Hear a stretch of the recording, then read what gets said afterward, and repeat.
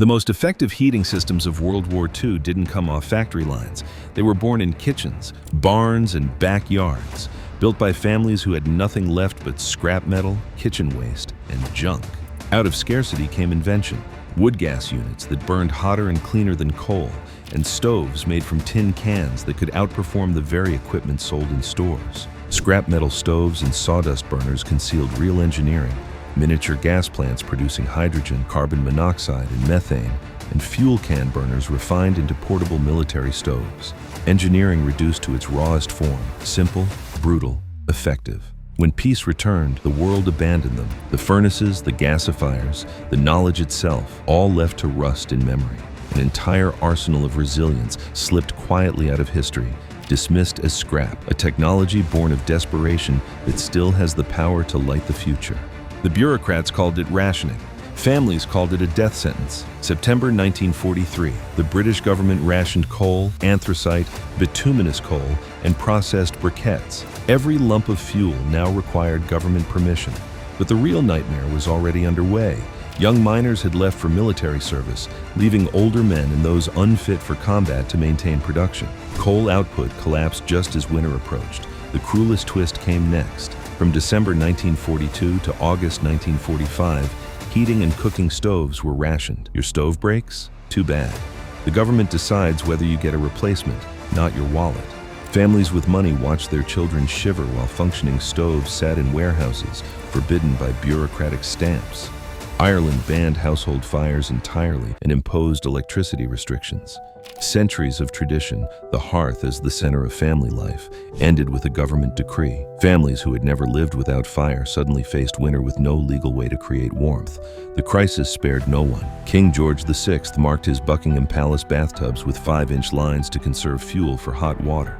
If royalty was measuring bathwater, imagine the calculations ordinary families faced every morning. Wash the baby or heat dinner, warm the bedroom or keep the pipes from freezing. Coal shortages hit Germany particularly hard in the winter of 1939, leading to home heating restrictions. Across Europe, the same story repeated, governments choosing between military fuel and civilian survival, almost always choosing the military. But families refused to die quietly. When official systems failed, they built their own. The heating crisis of World War II triggered the most remarkable explosion of domestic innovation in recorded history. Millions of families, facing death by freezing, climbed a ladder of ingenuity that started with burning furniture and ended with sophisticated chemical engineering. They created heating solutions so effective that their complete disappearance represents one of humanity's greatest losses of practical knowledge. They didn't just survive, they revolutionized heating itself.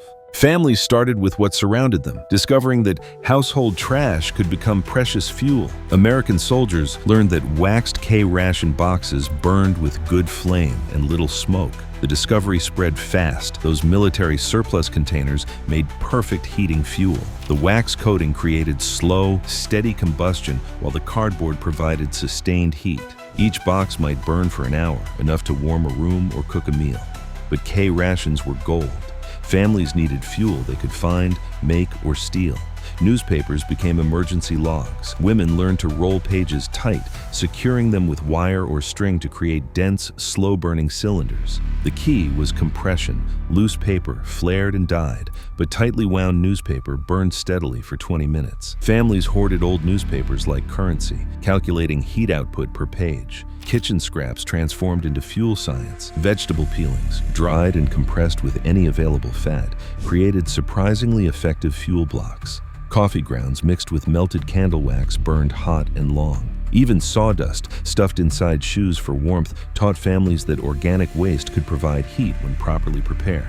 The critical discovery was fuel mathematics, energy calculations no peacetime family ever needed. How long would a wooden chair burn versus a bundle of newspapers? Which materials produced maximum heat per pound? Families became combustion scientists through frozen trial and error. A chair might provide 6 hours of heat, but only if burned slowly in a controlled fire. Too fast, and you got spectacular flames for 30 minutes, then nothing. Women developed techniques for extending burn time, damping airflow, banking coals, feeding fuel gradually to maintain steady heat instead of wasteful blazes. Cellulose made from shredded newspaper was already known as insulation material.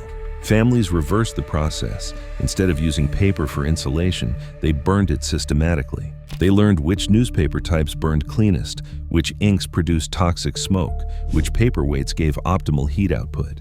Children collected combustibles like other kids collected stamps. Every scrap of wood, every piece of cardboard, every organic waste product got evaluated for heating potential. Families developed expertise in fuel preparation, drying techniques, storage methods, combustion optimization. This wasn't just desperation burning. Families were building scientific knowledge about energy conversion, heat production, and fuel efficiency. They learned to extract maximum warmth from minimal materials, developing skills that would soon support far more sophisticated heating systems. The mathematics of survival had begun. Simple fuel substitution reached its limits quickly. Families needed real heating systems, which meant becoming metalworkers without training, tools, or materials. The breakthrough came from the military. In North Africa, British troops built Benghazi burners from empty fuel cans, sand in the bottom, petrol poured on top, ignited through holes punched in the sides. Civilians adapted instantly, but with their own twists. Food tins, paint buckets, and scrap containers replaced military cans. Cooking oil, animal fat, and even homemade alcohol replaced scarce petrol. What began as crude improvisation became engineering. Sand doubled as wick and reservoir, pierced holes gave controlled airflow, and families refined the design into stoves that burned hotter, faster, and cleaner. Kitchen knives became punches, hammers came from whatever was heavy, and women, thrust into the role of metalworkers, discovered how to shape airflow, control combustion, and manage heat distribution. Within months, households went beyond military design. They built multi-stage burners, crude heat exchangers, and makeshift ventilation systems that circulated warm air through entire rooms. Trial and error taught them safety, which fuels produced poison, which metals cracked under stress, how to vent smoke and prevent carbon monoxide. Necessity had turned civilians into engineers. Out of junk and desperation, they created heating systems that rivaled, and sometimes surpassed, the technology of the armies themselves. By 1944, the most resourceful families discovered something extraordinary. They could transform solid materials into combustible gas, multiplying their heating efficiency through chemistry. Wood gasification converts organic material into combustible gas at temperatures reaching 1,400 degrees Celsius. By 1945, nearly 1 million European vehicles ran on wood gas generators.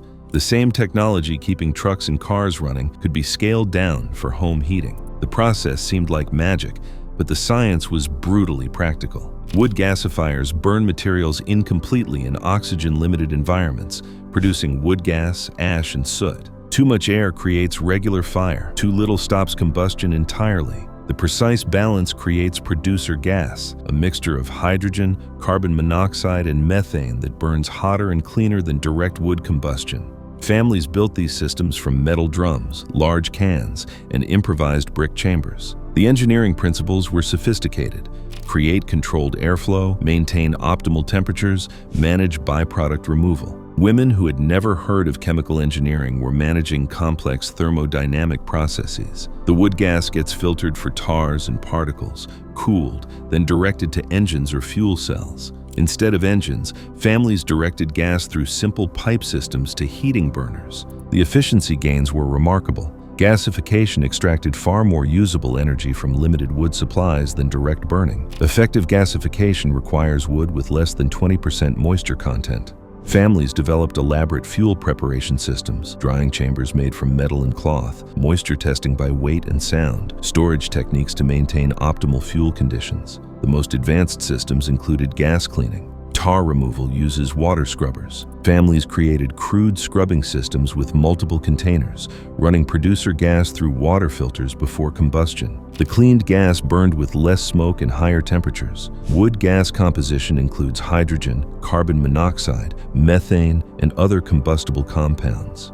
Families learned to recognize gas quality by flame color, burning characteristics, and heat output. Blue flames indicated clean gas, yellow flames meant impurities, orange flames signaled dangerous combustion problems. Some families developed multi-stage systems. First stage gasification in sealed containers, second stage gas cleaning through improvised scrubbers, Third stage, controlled combustion in heating chambers. They were managing chemical processes that university students struggle with today. The knowledge transfer was remarkable. Neighbors shared techniques, improved designs, and troubleshot problems collectively. Communities developed expertise in gasification technology through distributed experimentation and shared results. These weren't primitive survival tactics. Families were conducting advanced chemical engineering, creating sophisticated heating systems that matched or exceeded professional industrial designs. The most resilient families didn't just build heating systems, they redesigned life itself around heat. Survival meant treating warmth as architecture, clothing, even ritual. Whole houses went cold while thermal zones came alive, one kitchen or front room where every activity occurred. Families cooked, ate, slept, and socialized together in the single space they could afford to heat. Bedrooms and parlors became frozen shells, abandoned until spring. Clothing turned into insulation. Stocking caps, layered garments, and heavy nightwear blurred the line between outfit and shelter. Beds became engineered systems. Curtains trapped heat, while blankets strung from ceilings formed makeshift tents. Some families lived for months inside blanket forts, warm cocoons within frigid houses. Thermal mass became everyday physics. Stones, bricks, and soapstone blocks were heated during fire hours and distributed through rooms as slow-release batteries of warmth. Families discovered through trial that denser materials held heat longer and larger ones released it more gradually. What science explained later, they learned by touch. Walls were stuffed with mud, straw, or newspaper. Floors layered with paper and rags. Air itself became a tool, circulated by improvised convection currents or moistened with bowls of water to make the cold less biting. Even sleep was engineered. Beds shared, body heat pooled, warmth rationed between relatives according to need. Cooking fused entirely with heating. Every meal warmed not just stomachs but spaces. Fires were timed to fight the coldest hours of night. Nothing was wasted, heat, fuel, or motion. This was no longer improvisation. It was total thermal engineering, an entire way of life rebuilt around the physics of warmth. Out of desperation, ordinary families became architects of survival. Living rooms became laboratories. Families, without textbooks or formulas, stumbled into advanced science decades before it was named. Wood gasification blazed at 1,400 degrees Celsius, splitting logs into combustible gases through pyrolysis. Parents and children became accidental chemists, learning by frozen trial and error that oxygen-starved combustion produced more usable energy than fire alone. What universities would later call gasification, they simply called survival. They read fire like instruments. Blue flames meant efficiency, yellow signaled waste, black smoke warned of danger. Different woods gave different flames, smells, and heat outputs. Families cataloged results as faithfully as any lab. Soapstone, iron, brick, each revealed its own secret. By touch and time, families discovered heat capacity. Mass stores energy, thickness controls release. Heavy objects became slow batteries of warmth, radiating life into frozen nights. Air itself became a tool. They learned convection currents by watching smoke, stratification by feeling cold air at their feet. Crude ducts and improvised vents carried warmth the way engineers design circulation today. Newspapers stuffed in walls turned out to be powerful insulation. Families discovered the physics of trapped air. Dead space resists heat loss. Thin layers beat thick blocks. Moisture ruins everything. Every mistake was dangerous. Carbon monoxide turned bedrooms into death traps. Families learned ventilation the hard way, where to cut holes, when to trust their own dizziness as a warning sign. Safety was not theory, it was survival. Radiation, convection, conduction, words from the classroom turned into the daily grammar of survival. Families experimented, compared, refined. Some shared their results with neighbors. Entire communities became research collectives in thermodynamics. This was no accident. It was a distributed research project spanning millions of households, an uncoordinated, desperate experiment that produced genuine breakthroughs. Later, engineers would claim them as innovations. In truth, they had been born in frozen kitchens, where the mathematics of survival had begun. The innovations worked. They carried millions through brutal winters. Some systems were so efficient, they could have changed heating technology forever. Within 5 years of war's end, the knowledge was gone. Gasoline returned, and wood gas vanished overnight. Backyard gasifiers, kitchen stoves, and thermal tricks, discarded, dismantled, erased. Families who had once mastered combustion chemistry and thermal engineering simply abandoned it all. The forgetting was psychological as much as practical. These devices were reminders of deprivation, of cold nights and hunger. To move forward, families wanted to bury the memory. Scrap stoves in kitchens and gasifiers in yards became symbols of trauma, not ingenuity. Economics quickened the erasure. The post-war boom flooded markets with central heating and modern appliances. Why tend a fragile gasifier when a thermostat could warm the entire house?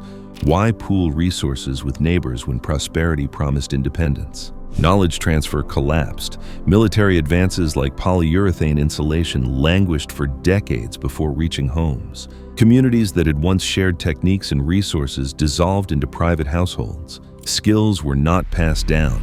Children never learned the systems that had saved their parents' lives. Even universities dismissed it all. The experiments of millions of families were reduced to makeshift survival. No textbooks recorded the distributed research project that had already solved problems engineers would later discover, and so the innovations disappeared. Yet today, we reinvent them as novelties. Wood gas cars reborn as green tech, thermal mass heating rebranded as passive solar design, conservation strategies sold as breakthroughs in efficiency. We call it new, but entire generations once lived it daily. What we lost was more than technique. We lost proof that ordinary people can engineer sophisticated solutions when a crisis demands it. We lost the evidence that desperation accelerates innovation faster than any laboratory. We lost the memory that cooperation itself is a form of technology. Most of all, we lost the knowledge that these solutions worked. Robust systems emerged, cheap, efficient, and powerful enough to stand as answers to today's energy crisis. The families who built them didn't just endure the war. They glimpsed a different future, a future where survival engineering became civilization's toolkit, a future extinguished not by failure, but by forgetting. Millions of families across the world, without training or blueprints, created one of history's most remarkable research projects in secret. Out of desperation came discovery, systems so effective their loss left a genuine gap in human knowledge. Their wood gas engines rivaled modern industrial systems. Their thermal mass experiments foreshadowed today's passive heating. Their insulation methods reached efficiency standards that architects wouldn't formalize for another generation. Born in kitchens, barns, and backyards, these breakthroughs were refined through trial, error, and the quiet collaboration of neighbors, far more than mere tricks of survival. Entire neighborhoods that once engineered their own survival left behind a body of knowledge so advanced that today we hire engineers to reinvent it, selling back to us what ordinary families once knew instinctively. The great forgetting teaches us a hard truth. Knowledge, even when it saves lives, can vanish in a single generation. What those families created was more than warmth. It was proof of human ingenuity under pressure, of community as technology, of survival as a science. And maybe now, as we face our own crises, energy shortages, fragile supply chains, a changing climate, it's time to look backward as well as forward. Because somewhere in the silence of forgotten winters lies a blueprint, not for the past we left behind, but for the future we may still need.